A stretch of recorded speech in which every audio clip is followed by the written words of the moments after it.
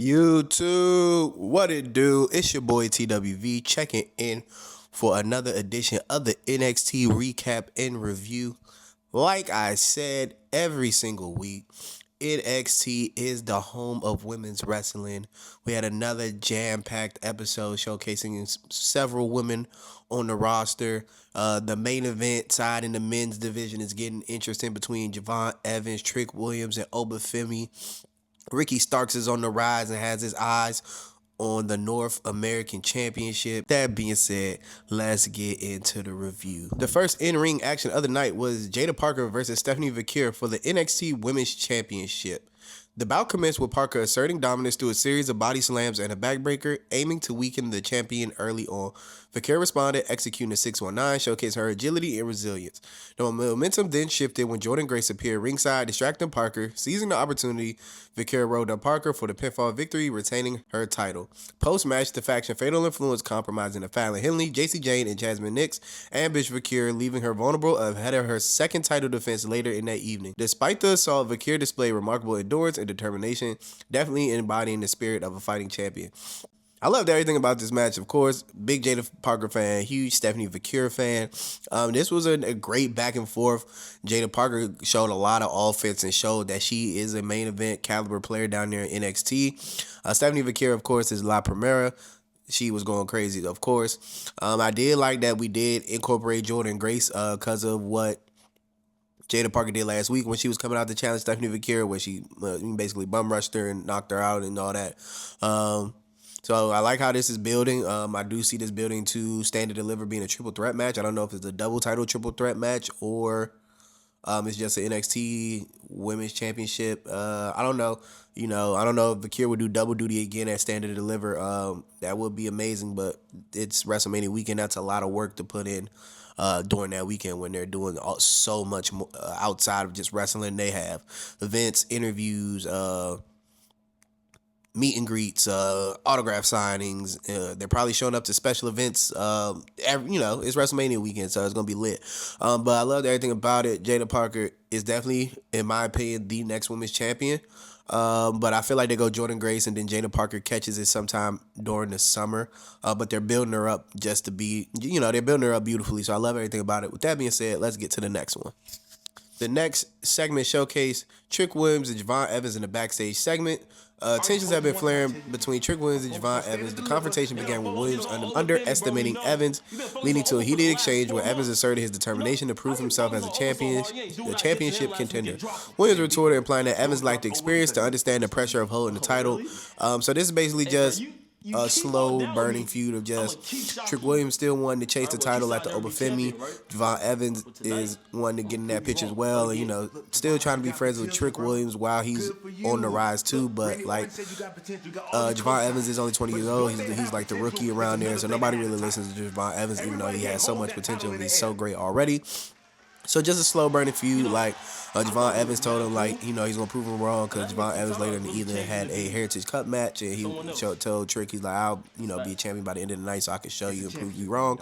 But it's basically like a big brother little brother thing. I kind of like where it's not kind of. I like where it's going. It's elevating Javon because he's in that main event picture with these superstars of NXT only at 20 years old, and he's been in that main event picture for a while, but he kind of fizzled out a little bit when he had the Ethan Page thing, but it showed that he had just a little character change, showed he got a mean streak, showed he can get aggressive. So I like Javon Evans' character development so far. So with that being said, let's get to the next one. The next segment had NXT General Manager Ava approached by Lash Legend and Jakara Jackson, collectively known as the Meta Girls, who expressed their frustration over being overlooked for a shot at the TNA Women's Tag Team Championships. They questioned why Gigi Dolan and Tatum Paxley were guaranteed the opportunity instead. Gigi responded by pointing out that Ava was tired of giving the Meta Girls opportunities, leading to a heated exchange between the teams. The argument escalated as Sol Ruka and Zarya, who were present in the background, became involved, resulting in a three-way dispute among the teams. Ava, attempting to maintain order, assured the women that she would address their concerns and determine the next steps. So, like I said, NXT is the home of women's wrestling. Like, this is a segment with 6 women. The first match of the night had 2 other women with 3 more women post-match. 4 other women because Jordynne Grace was in there. So, we're only 20 minutes into the show and we didn't showcase 9 to 10 women. Like, maybe 11. Like, the home of women's wrestling, man, every week. But with that being said, let's get to the next one. The next segment was an exclusive sit-down interview with Ricky Saints that took an unexpected turn when NXT North American Champion Shawn Spears interrupted the segment. During the interview conducted by Vic Joseph, Saints was delving into his personal journey and the challenges he faced breaking into professional wrestling.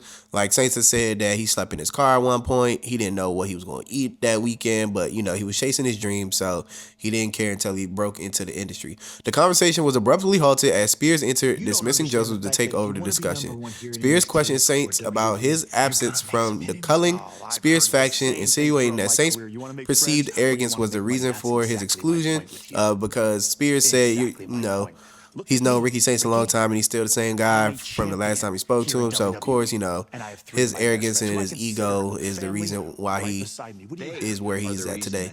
He further accused Saints of being adept at burning bridges, a pointed reference to Saints' departure from All Elite Wrestling. It was a moment in the segment where Saints was like, you can always go back. Then he circled around like, oh no, not actually, because you always know, you know how to burn bridges. Spears then asserted that Saints will never achieve championship status, to which Saints retorted by challenging Spears for the North American title. So, like I said, it's been foreshadowed for a couple weeks now, literally since Ricky Saints got there. Maybe like the second week he got there, he kept running into Shawn Spears since then. So this is happening next Tuesday. It got made official. I don't think Starks wins right there, but then again, I could see him going into Stand and Deliver being the champion, but I think he wins at Stand and Deliver. I think something happens in this match where he does lose, or it's like a disqualification or something, and he has like a mini feud from... No. It's April 1st next week. He may win that joint, because I don't know. But I got a question mark on that match. I don't know if he wins. I don't know if he loses, because we're in April already. I'm thinking we got an extra week of March, but nah, we don't. But with that being said, let's get to the next one. The backstage segment featured Wesley alongside Tyson Dupont and Tyriek Igwe. The trio was shown watching a monitor, observing an interview with fellow NXT talent Ricky Saints. During this segment, Lee expressed his skepticism about Saints' self-perception, remarking that Saints will soon realize he's not the person he believes himself to be. So, I guess Wesley's like a mentor to Tyriek and Tyson, which is cool because Wesley is an extraordinary tag team wrestler, so him helping build up another tag team to further the tag team division is really cool. This was a 2-part segment, so we're about to jump into the second part. So the second part of this segment was Ethan Page confronting Andre Chase and his Chase University students, Kel Dixon and Uriah Connors. Dixon and Connors were expressing their admiration for Chase, reinforcing their loyalty to the Chase U faction. Well, not Chase U faction, the university. Ethan Page then questioned the legitimacy and the future of Chase University. Page's remarks were dismissive, suggesting that Chase U was a failing endeavor and that its members were wasting their potential. Andre Chase responded passionately, defending the integrity and the purpose of Chase U, emphasizing its role in providing opportunities and fostering a sense of family among its members. The confrontation then escalated with Page belittling Chase's leadership, implying that his guidance was leading his students astray. So this basically just led to a match later on in the evening. Guess this will be the new feud with him and the Chase U students. So he beat up Andre Chase. Well, he didn't beat up Andre Chase. It's him beefing with all three of them. So I feel like this is going to lead to an Andre Chase match tonight, and then one of the two students want to fight for Andre Chase's honor, and he'll have a match with them next week, or then 2 weeks back to back, like he's facing one of them basically each week. But with that being said, this was pretty smooth. Just some storyline building for tonight's episode and probably the next episode. So with that being said, let's get to the next one.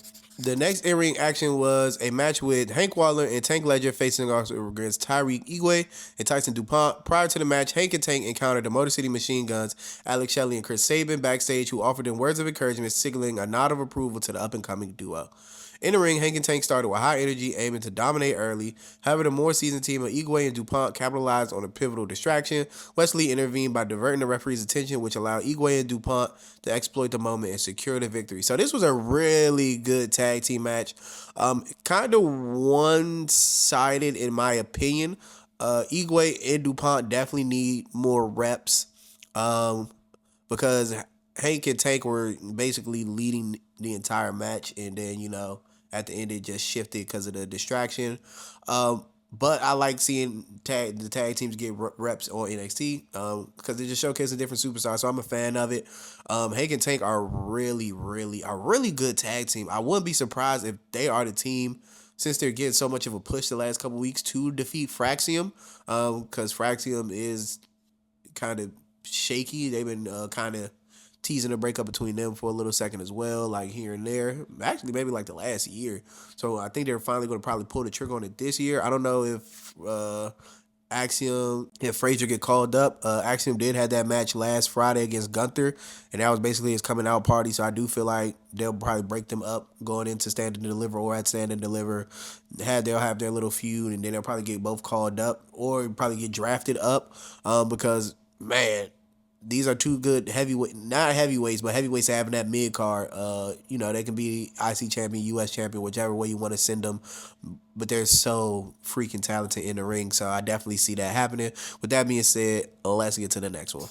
The next segment was Ava backstage approaching Stephanie Vaquer following her earlier match this evening. Expressing concern, Ava inquired whether Vaquer will be able to defend her North American Championship later that night, given the physical toll of her earlier bout and the post-match beatdown. Vaquer demonstrating her resilience, assured Ava that she was prepared to compete and would indeed defend her title as scheduled. Like I said, Stephanie Vaquer is La Primera, so she is the face of the women's division right now, and she's running balls to the wall straight to it. 2 matches in one night is insane. Like they were saying on commentary, nobody has done it in several years. I want to say at least 7 or 8 years. I think the last person that did double defenses was like Becky Lynch, and that was, I want to say, 2018 possibly. So yeah, it's been about 7 years for sure. But this is just storyline advancement. I love Ava being in a lot of segments because she is the general manager. They do the same thing on SmackDown with Pearson SmackDown and Raw with Pearson Aldis, but I don't know. I just feel like Ava's between SmackDown, Raw, and NXT, they respect Ava so much more than like how on Raw nobody respects Pearson. On SmackDown they fairly respect all this. But with that being said, let's get to the next one. The next segment was a backstage interview with NXT Tag Team Champions Fraxium, Axiom, and Nathan Frazier, providing intriguing insight into their dynamic. The segment began with Axiom reflecting on his recent match against Gunther in Spain, highlighting the challenge and personal significance of the bout. Nathan Frazier appeared slightly perturbed, interjected, expressing his disappointment over not being informed about Axiom's plans. This led to a brief exchange where Axiom teased Frazier for his tendency to speak without thinking, and Frazier retorted that perhaps his presence could have secured a victory had he been there. A playful banter was abruptly interrupted when Obafemi appeared on a monitor in the background, prompting Axiom to leave, hastily leaving Frazier to continue the interview solo. So this little back and forth is like a slow page turn of them probably turning on each other. Because Frazier was upset he wasn't told about it. Fraxium said, he probably would have spoiled the surprise because, he likes, Nathan Frazier liked to speak, without really thinking about things. Like he said he probably would have tweeted about it on accident. So just like I said before, they teased them breaking up several times. So hopefully they really pull the trigger on it this year. They do definitely need to get called up. They held the tag team belts, I think, the longest in history. They literally held it from the last Stand and Deliver to this Stand and Deliver, and they probably held it for a couple months before that. So yeah, come on, man, pass it to the next generation of wrestlers. And with that being said, let's get into the next one. The next in-ring action was Lexis King defending his NXT Heritage Cup championship against Javon Evans in a match that was both action-packed and controversial.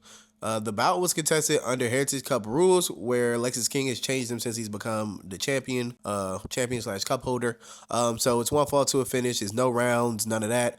So the match began with both competitors showcasing their agility and technical prowess. Evans, known for his high-flying style, attempted to gain an early advantage with a series of aerial maneuvers. King, however, demonstrated his resilience and ring awareness by countering Evans' attacks and maintaining control throughout the match. The turning point occurred later in the match as Evans attempted a high-risk move. King countered, leading to a near fall that had the audience on the edge of their seats. In the ensuing exchange, Evans executed a cutter on King, but the momentum shifted when Obafemi, the reigning NXT champion, appeared at ringside. Femi's interference proved pivotal. He powerbombed Evans onto the apron behind the referee's back, causing a countout. Lexis King, of course, retained the championship. This unexpected turn of events not only cost Evans the match, but also ignited a brawl in the ensuing chaos. Tyriek Williams attempted a trick shot on Femi, but inadvertently struck Evans instead. But in the background of all this, Dark State was there again, but since Tyriek Williams was out there, they did not go to attack. So obviously this is foreshadowing of Tyriek Williams being the leader. So, you know what I'm saying? How every time Trick around, they there, but they just watching. So I feel like we'll finally get told if Trick wins the NXT Championship back at Stand and Deliver. It'll show that he's the leader of Dark State, and we'll finally get Heel Trick and all of that, and basically have 4 people protecting him from losing his championship. But with that being said, let's get into the next one. The next in-ring action was Gigi Dolan and Tatum Paxley versus Lash Legend and Jakara Jackson in a dynamic tag team match. The bout showcased a blend of innovative offense and power dynamics.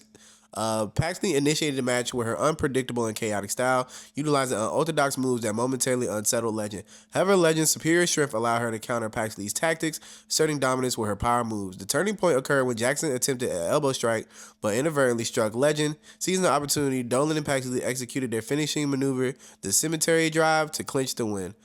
So this definitely showcased Dolan and Paxley's chemistry as a tag team, but also positioned them as contenders in the women's NXT tag team division and gave them the momentum as they go into their TNA women's tag team match. Because, of course, you can't lose on your brand and then go to the other brand and think you're going to win their championship. You got to kind of have that momentum. So if you do lose the tag team match over there, it's like, okay, we still got our momentum back on our brand. You can't have double L's. You go 1-1, you cool, but you can't go 0-2. So it was smooth, great match. I love seeing Lash Legend, Jakara Jackson on my screen.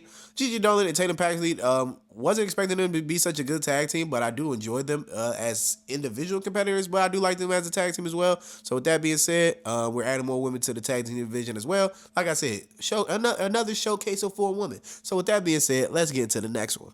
The next segment had Tony D'Angelo, the head of the D'Angelo family, featured in a pivotal segment that shed light on the internal dynamics and emerging threats within the D'Angelo family. The scene unfolded in his restaurant where Tony convened a meeting with his trusted associates Channing Stacks Lorenzo, Luca Crucifino, and Adriana Rizzo.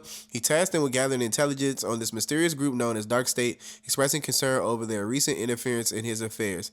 After the group disappeared, Tony had a private conversation with Stacks. He inquired about Stacks' well-being and subtly probed the depth of their trust. Tony reminded Stacks of their shared history and the challenges they have overcome together. Stacks reassured Tony of his unwavering loyalty, placing a hand on his shoulder and affirming always.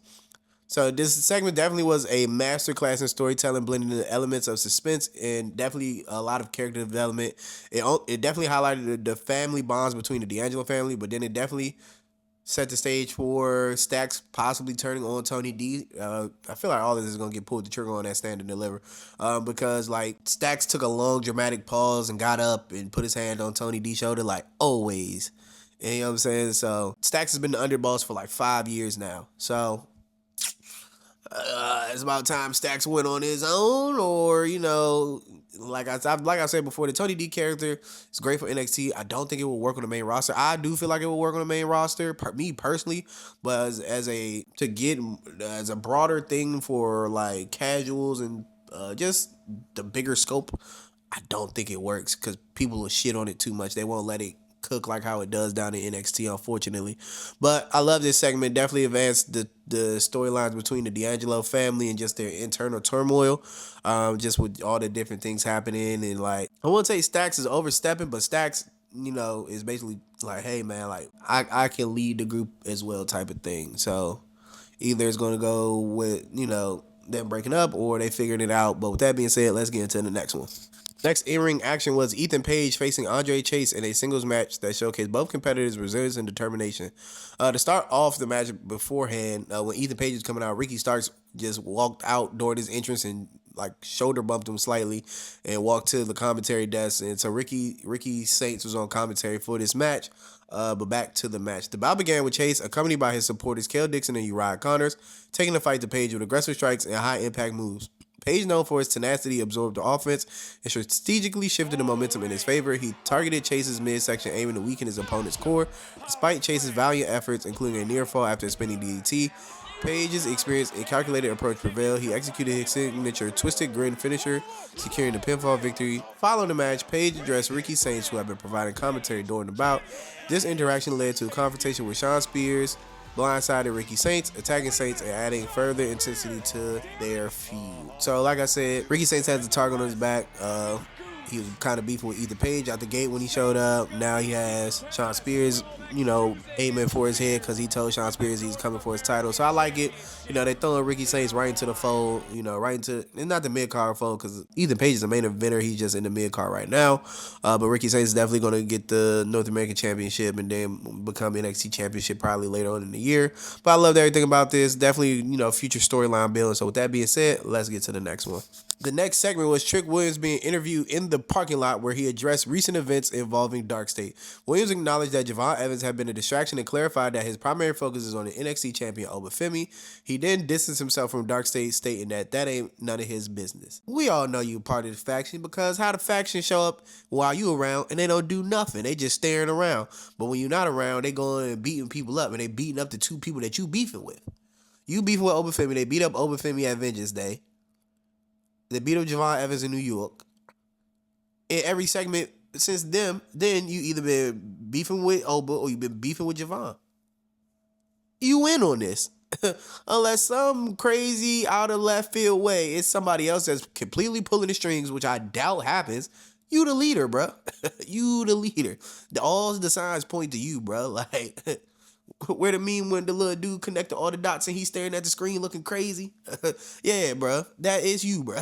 But I liked everything about it. With that being said, let's get to the next one. Main event of the evening, Stephanie Vaquer defended her NXT Women's North American Championship against Fallon Henley. This match was particularly significant as it marked Vaquer's second title defense of the evening, having earlier retained her NXT Women's Championship against Jaida Parker. The match commenced with both competitors displaying their technical prowess. Henley, known for her resilience and agility, aimed to reclaim the title she lost to Vaquer at NXT Vengeance Day on February 15th. Throughout the bout, Henley attempted to capitalize on her familiarity with Vaquer's style, executing several near falls and showcasing her determination. However, Vaquer's versatility and championship experience became evident as the match progressed. She countered Henley's offensive maneuvers, effectively demonstrating her adaptability in the ring. Despite Henley's relentless efforts, Vaquer secured the victory, retaining her NXT Women's North American Championship, solidifying her status as a dominant force within the NXT Women's division. Post-match, Fatal Influence continued her onslaught on Vaquer, beating her up again just like they did earlier in the night, with Jordynne Grace coming out for the save and clearing him out of the ring. Then Vaquer and Grace had an intense stare down before Jaida Parker blindsided Jordynne Grace, with Jordynne Grace and Jaida Parker getting into a little bit and Jordynne Grace throwing her out of the ring. Then her turning back around to staring down Stephanie Vaquer, with the camera panning back and forth between Jordynne Grace, Stephanie Vaquer, and Jaida Parker, basically foreshadowing that these will be the three women basically fighting for, I don't know what championship, but basically it's going to be a triple threat match at Stand and Deliver, basically. Because, like I said earlier in this video, I'm thinking we got one more week. No, we're about to be in April next Tuesday. So we about to get straight to it in these next 2 weeks because it's time to go to Vegas. It's your boy TWV checking in and checking out. I'll catch you in the next one in a little bit for 40 years of WrestleMania with TWV, which is WrestleMania 19. Peace.